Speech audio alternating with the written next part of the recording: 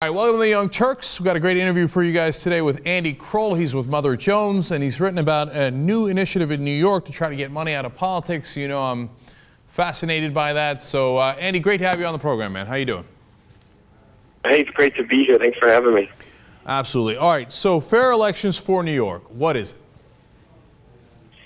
Fair elections from New York was this interesting coalition of Democrats, Republicans, grassroots organizers, business executives, old and young, basically uniting behind the idea that they don't like how elections are funded in New York State. They think that it's the system is too wide open. Lawmakers are too susceptible to big chunks of change from industries, from special interests, and so they sort of put together a group. They put together a lobbying force, and they drummed up a good amount of money and launched a campaign essentially to pass really tough public financing laws, essentially a match, which rewards politicians for raising small donations instead of big checks. And they launched this big campaign, and it was really the tip of the spear in terms of changing how money in politics goes into not only state elections, but frankly, state and federal elections, given how little is going on here in Congress. So let me understand how this works. Can you not raise private money anymore if this becomes the law in New York?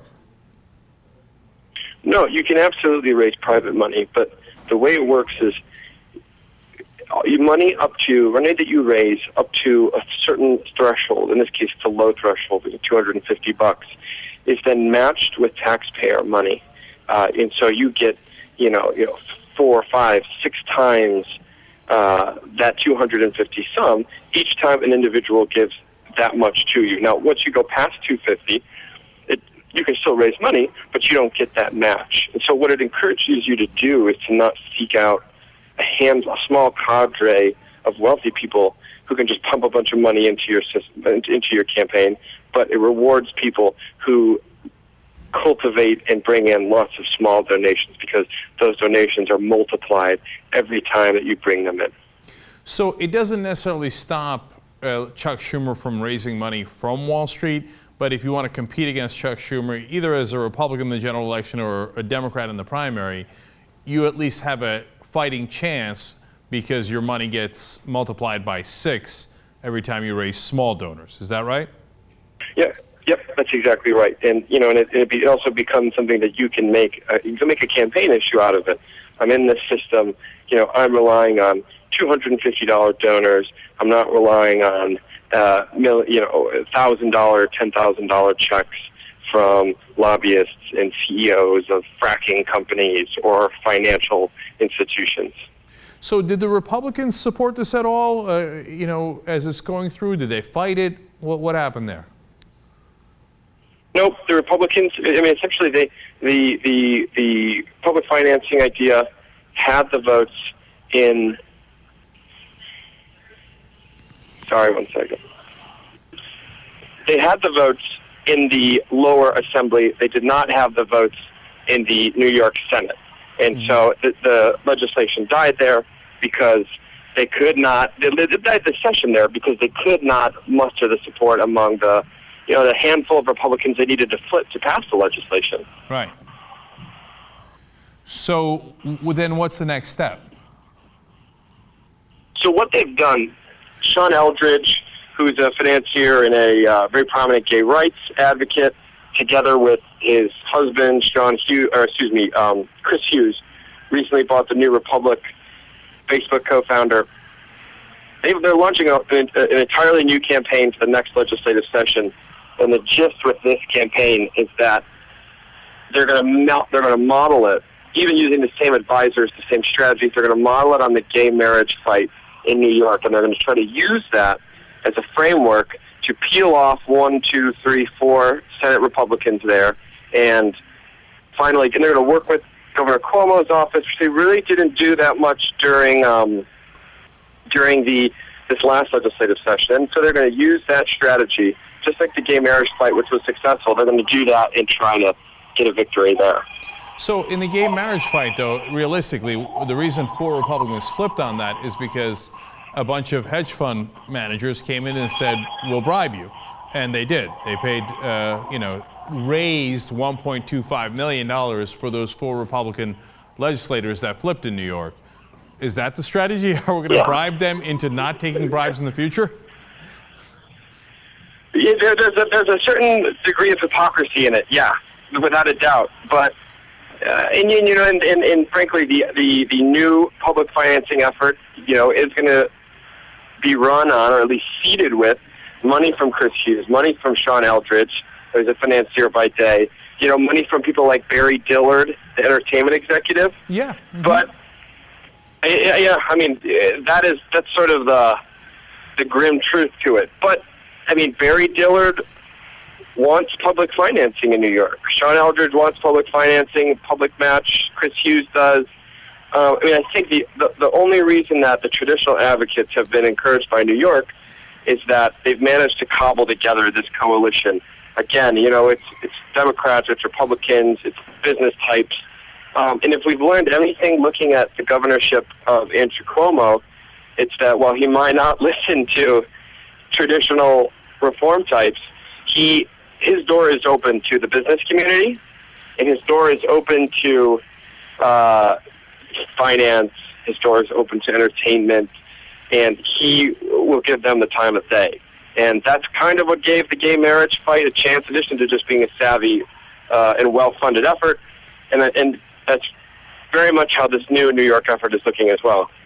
So, and don't get me wrong, I wouldn't even say hypocrisy. I would just say it's ironic, but I've got no problem with using money to defeat money. In fact, that's what we are trying to do at Wolfpack. So I got no issues with that, and God bless him for being on the right side of this. But one of the things I wanted to ask you, Andy, is if there's anyone outside of the traditional liberal financiers that's also interested in this. In New York, was there a libertarian or conservative aspect of this fight at all, or were they basically set against it? No, I mean, you did get buy-in from, I don't know if I'd go so far as like conservatives or libertarians, because, use of, at least getting way out there to the right or to the libertarian side, any use of public money they're really shy on. But like Bush Republicans who don't usually get behind this kind of idea have gotten behind it, both in name and in their finances. In one example, an active player in this was Sam Donaldson. He's a Republican. He was the head of or at least he was an SEC appointee of George W. Bush's. And he was a strong supporter and a vocal supporter of the Fair Elections New York effort that fell short this spring. Their argument is interesting because, they say, both the business communities and some of these Republicans, their point is that, we'd like competition.